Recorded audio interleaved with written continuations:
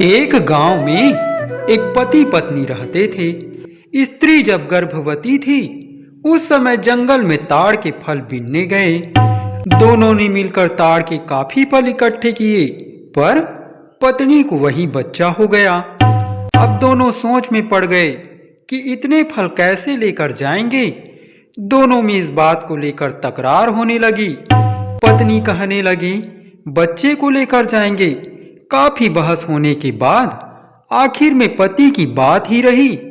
बच्चे को फल के पत्ते पर सुलाकर वहीं छोड़ दिया और ताड़ के फल उठाकर घर ले गए।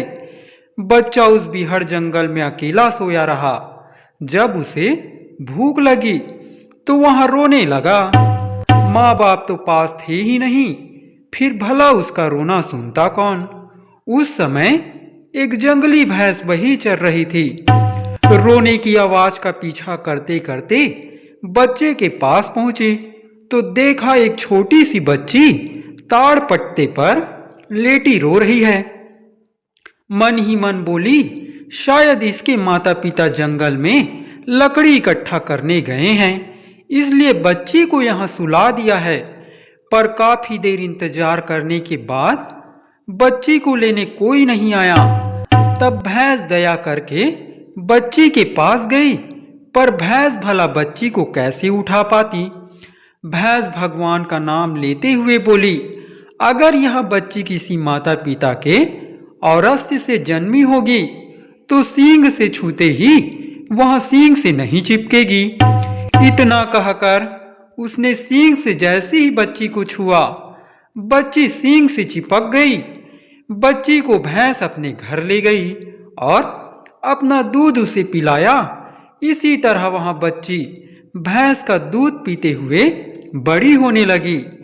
प्रतिदिन भैंस जंगल में चरने के लिए जाती। बच्ची भैंस के मकान के आगे खेलती रहती। एक दिन बच्ची अपने आप से बात कर रही थी, अगर मेरे माता पिता होते तो मेरे लिए सूपा टोकरी ला कर देते, जिसे लेकर मैं खेलती। भैंस के कानों में इसकी ये बात पड़ी। भैंस ने बच्ची से पूछा, बेटी तू क्या कह रही थी। तब बच्ची बोली, मेरे माता पिता होते तो मेरे लिए सूपा टोकरी ला कर देते, मैं उनसे खेलती। उसकी यह बात भैंस के मन को आहत कर गई। उसने कहा, बेटी यही बात सोच रही थी, ठीक है मैं तेरे लिए ला दूंगी। उसके बाद हाट बेचने के लिए लोग जिस रास्ते से गुजरते थे उसी रास्ते के किनारे कीचड़ में सौ की तरह वहां लेट गई। हाट में सूपा टोकरी बेचने के लिए जाने वाले लोगों ने भैंस को इस तरह पड़ा देखा तो दया करके सूपा टोकरी को नीचे रखकर उसे कीचड़ से घसीट कर निकालने की कोशिश करने लगे। भैंस को जैसे ही उन्होंने खड़ा कर दिया, उसने लोगों को वहां से खदेड़ दिया। लोग डर कर अपना सामान वहीं छोड़कर भाग खड़े हुए। उनके सूपा टोकरी लाकर उसने बच्ची को दे दिया। बच्ची वहां सब लेकर खुशी से खेलने लगी। इसी तरह एक दिन बच्ची बोली, मेरे माता पिता होते तो मेरे लिए कपड़े गहने ला देते। यह बात जंगल से लौटते समय भैंस ने सुनी। पास जाकर उसने बच्ची से पूछा, कुछ नहीं माँ। भैंस ने फिर पूछा, बता दे बेटी। तब बच्ची बोली, मेरे माता पिता होते तो मेरे लिए कपड़े गहने ला देते, मैं पहनकर नाचते कूदते खूब खेलती। भैंस बोली, बस यही बात है ना, इसके लिए इतना सोच रही है बेटी, मैं तुझे यहाँ सब ला कर दूंगी। भैंस फिर उसी रास्ते में जाकर मरे हुए की तरह कीचड़ में लेट गई।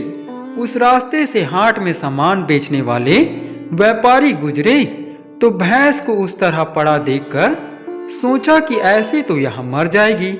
सोचकर सब ने अपना सामान नीचे रखकर उसे कीचड़ से निकालने की कोशिश की। भैंस उठकर उन्हें दौड़ाने लगी। वे सब अपना सामान वहीं छोड़कर वहां से भागने लगे। भैंस उन सब का सामान लेकर घर पहुंची और बच्ची को दिया। बच्ची कपड़े गहने पहनकर खुशी से खेलने लगी। भैंस रोज जंगल में चरने जाती। धीरे धीरे लड़की बड़ी होकर सुंदर युवती बन गई। एक राजा अपने सैनिकों को लेकर एक दिन उस जंगल में शिकार करने के लिए आया। जंगल में राजा को चुरुट पीने की तलब लगी तो अपने सैनिकों से कहा कि देखो, जंगल में कहीं धुआं निकल रहा है, वहीं से जाकर आग लेकर आओ, मुझे चुरुट पीना है। राजा के सैनिकों ने चारों तरफ देखा, किसी दिशा से भी धुआं नहीं दिखा। इसी तरह कुछ समय बीत जाने पर उन्हें एक जगह से धुआं उठता हुआ नजर आया। उसी तरफ निगाह रखते हुए सैनिक उसी दिशा की ओर बढ़ने लगे। चलते चलते उसी भैंस की लड़की के पास वे पहुंच गए। वहां से आग क्या लाते, उस लड़की के अपूर्व सौंदर्य को देखकर वे महाराज के पास लौट आए और बोले, महाराज, हम आग लेने गए थे, पर आग क्या लाते वहां हमने एक बेहद खूबसूरत युवती को देखा और लौट आए। महाराज, आपकी रानियों से 100 गुना सुंदर है वहां युवती। उनकी बात सुनकर राजा ने कहा, तो चलो उसके पास चलते हैं। सभी लोग उस युवती के पास पहुंचे। राजा ने देखा कि सच ही युवती बेहद खूबसूरत है। राजा ने उससे आग मांगी। युवती आग ले आई। आग को लाकर राजा ने उसे बुझा दिया और फिर उससे आग मांगी। युवती ने फिर आग लाकर दी। राजा ने फिर बुझा दी और फिर आग मांगी। तब युवती खींच कर बोली, जैसे आए थे वैसे ही वापस लौट जाओ। राजा को इस तरह से जवाब देने पर सैनिकों ने गुस्से में आकर युवती को घर के अंदर बांध दिया और बाहर से दरवाजा बंद करके चले गए। उस दिन भी भैंस जंगल में चरने गई थी। वापस लौटी तो देखा कि दरवाजा बंद है। भैंस ने युवती से कहा, बेटी, दरवाजा खोल दे, मेरी तबीयत ठीक नहीं है, मुझे पानी पीना है। पर युवती बंधी होने के कारण दरवाजा खोल नहीं पाई। भैंस भी दरवाजा खोल ना पाई और उसका अंतिम समय आ गया। प्राण पखेरु उड़ने से पहले भैंस बोली, बेटी, तूने तो दरवाजा खोला नहीं, अब मेरे प्राण निकल रहे हैं। मैं मर जाऊं तो मेरे दोनों सींग को उखाड़ लेना, उससे तुम्हें सब कुछ मिलेगा। बाएं तरफ के सींग को बाएं हाथ से और दाहिने तरफ के सींग को दाहिने हाथ से उखाड़ना। इतना कहकर वहीं द्वार पर भैंस ने अंतिम सांस ली। उसके बाद राजा फिर से अपने सैनिकों को लेकर युवती के पास पहुंचे। वहां देखा कि दरवाजे पर एक भैंस मरी पड़ी है। राजा के सैनिकों ने भैंस को वहां से हटाकर युवती को बाहर निकाला और बोले, हम तुम्हें अपने राजा की रानी बनाकर ले जाएंगे। युवती बोली, मेरी माँ की मौत हो गई है, उसका अंतिम संस्कार करने तक मैं तुम लोगों के साथ नहीं जा पाऊंगी। राजा ने यहाँ सुना तो सैनिकों को धोबी, नाई और ब्राह्मण को लाने के लिए भेजा और शुद्धि क्रिया करवा दी। उसके बाद राजा बोले, अब हम तुम्हें अपनी रानी बना लेंगे। युवती बोली, मैं ऐसे नहीं जाऊंगी, पहले सिंदूर से एक सड़क बनवाइए, पालकी और बाजा गाजा लेकर आइए, तभी मैं जाऊंगी। तुरंत राजा के आदेश पर सिंदूर की एक सड़क बनाई गई। पालकी लाकर बाजे गाजे के साथ युवती को साथ लेकर चले। बीहड़ जंगल के रास्ते से गुजरते हुए सभी को प्यास लगी। युवती को वहीं छोड़कर सभी पानी ढूंढने निकले, पर कहीं भी पानी नहीं मिला। इसके बाद आंवले के 4 फल लेकर चारों दिशाओं में फेंके, 3 तरफ से कोई आवाज नहीं आई। चौथी दिशा की तरफ से फल पानी में गिरने जैसे आवाज आई। सभी उसी ओर दौड़े। देखा तो एक छोटे से गड्ढे में पानी था। सभी ने पानी पिया। उस समय तक पालकी में युवती अकेली बैठी रही। तभी एक मादा भालू वहां पहुंची और युवती से बोली, अपने गहने मुझे दे, मैं पहनूंगी। अगर गहने नहीं देगी तो मैं तुम्हें खा जाऊंगी। युवती ने डर कर अपने सारे गहने मादा भालू को दे दिए। उसके बाद मादा भालू बोली, अब अपनी चुनरी मुझे दे दे, नहीं तो मैं तुम्हें खा जाऊंगी। डर कर युवती ने अपनी चुनरी भी दे दी। उसके बाद मादा भालू बोली, अब इस पालकी से उतरकर चली जा, नहीं तो मैं तुम्हें खा जाऊंगी।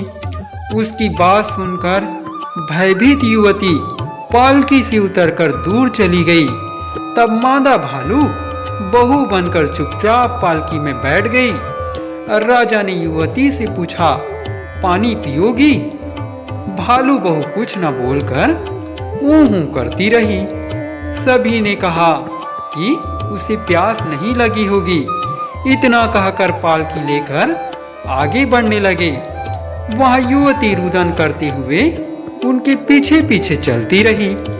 पीछे मुड़कर देखो, हे लाल साहेब, पलट के एक बार देखो, मैं जो रानी तुम्हारी पड़ी रही इस जंगल में।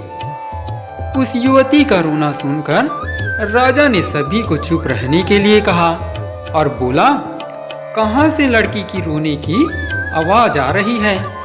यह सुनकर भालू बहू बोली, चलो चलो, जंगल की चिड़िया ऐसे ही कई तरह की आवाज करती है। उसकी बात सुनकर सभी फिर से चलने लगे। उनके पीछे पीछे चलकर युवती राजा के राज्य के मुहाने पर स्थित एक बूढ़ा बूढ़ी के घर पहुंची। उनका कोई बच्चा नहीं था। उनके पास जाकर युवती बोली, मैं यहाँ रहकर तुम्हारे गाय गोरुओं को चराने ले जाऊंगी और तुम लोगों की सेवा करूंगी। उसकी बात सुनकर उन्होंने खुशी से उसे रख लिया। इधर भालू बहू को लेकर राजा महल में पहुंचे। वहां पैर धोते समय राजा ने देखा कि यह तो भालू का पैर है। उसी समय भालू बहू बोली, मेरा पैर कुरूप लग रहा है ना, पर मैं तो ठीक हूँ। ऐसा कहकर भालू बहू राजा के महल में रहने लगी। उधर युवती बूढ़ा बूढ़ी के घर गाय गोरुओं को चराती रही। उस समय राजा को अपने गधों और ऊँटों को चराने के लिए कोई चरवाहा नहीं मिल रहा था। राजा की परेशानी को जानकर बूढ़ा बूढ़ी ने कहा, हमारे घर में एक युवती है, वही आपके गधों और ऊँटों को चराने ले जाएगी। उसके बाद युवती राजा के गधों और ऊँटों को लेकर हर दिन 7 जंगल पार करके चराने ले जाती। वहां पहुंचकर अपनी भैंस मां के सींग से सोने का झूला निकलवा कर पेड़ पर टांग देती और रानी की तरह सजकर झूले पर बैठकर झूलते हुए गीत गाती। ऊंट रे ऊंट, गधा रे गधा, 7 जंगलों में जाकर चराओ। ऊंट रे ऊंट, गधा रे गधा, 7 झरनों का पानी पी आओ। मैं तो झूल रही हूँ सोने के झूले में। उसका यह गीत सुनकर ऊंट गधे युवती की तरफ देखते रहते, चढ़ते नहीं। शाम होने पर युवती झूले से उतरकर उसी भैंस के सुंग में झूले को रख करके ऊंट और गधों को वापस घर ले आती। ऊंट और गधे ना खा पीकर धीरे धीरे बीमार होने लगे। राजा ने उनकी यह हालत देखकर अपने नौकरों से कहा, उस युवती पर नजर रखो, देखो कि ऊंट और गधों को चराने ले जाकर वह क्या करती रहती है। उसके दूसरे दिन युवती ऊंट और गधों को लेकर 7 जंगल पार करके उसी जगह पर पहुंचकर सींग से झूला निकालकर रानी की तरह कपड़े गहनों से सजकर झूले पर झूलते हुए वही गीत गाने लगी। हर दिन की तरह ऊंट और गधे उसे ही देखते हुए खड़े रहे। यह सब बातें देखकर राजा के परिचारकों ने जाकर राजा से सारी बातें बताई। यह सुनकर राजा खुद देखने गए और देखा कि वहां युवती सींग से झूला निकालकर रानी की तरह सजकर झूला झूलते गीत गा रही है। ऊंट और गधे उसे देखते खड़े रहे। राजा ने पेड़ के पीछे छिपकर सारा नजारा देखा। वहां अपूर्व सुंदरी युवती झूला झूल लेने के बाद झूले से उतरकर सारा सामान समेटकर सींग में जमा करने लगी। तभी राजा उसका आंचल पकड़कर खींचते हुए बोले, तुम यहीं रहकर ऐसा काम कर रही हो, यह मुझे नहीं पता था। मैं तुम्हें आज अपने साथ ले जाऊंगा। राजा की बात सुनकर युवती बोली, मैं आपके पास वापस नहीं लौटूंगी। पहले ही मुझे परेशानी में डालकर भालू बहू को साथ ले गए। जाइए, जाकर उस भालू बहू को निकाल बाहर करे, तभी मैं रानी बनकर वहां जाऊंगी। राजा ने कहा, उसे मैं कैसे निकालूं? युवती बोली, आज से आप कुछ खाए पिए मत, कोई पूछे तो कहिएगा। एक नया कुआं खुदवाकर सारी बहुएं जब उसकी प्रतिष्ठा कर लेंगी तभी आप खाएंगे। और जब सारी बहुएं प्रतिष्ठा के लिए कुएं के पास जाएंगी तो उसी समय भालू बहू को कुएं में धकेल दीजिएगा। राजा ने युवती के कहे अनुसार किया। एक नया कुआं खुदवाया गया।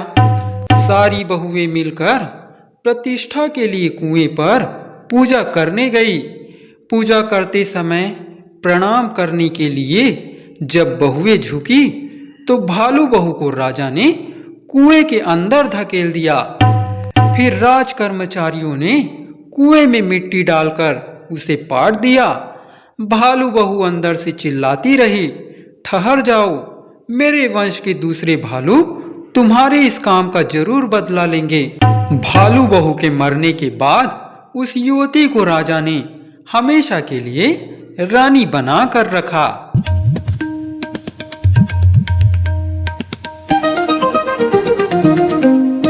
Thank you.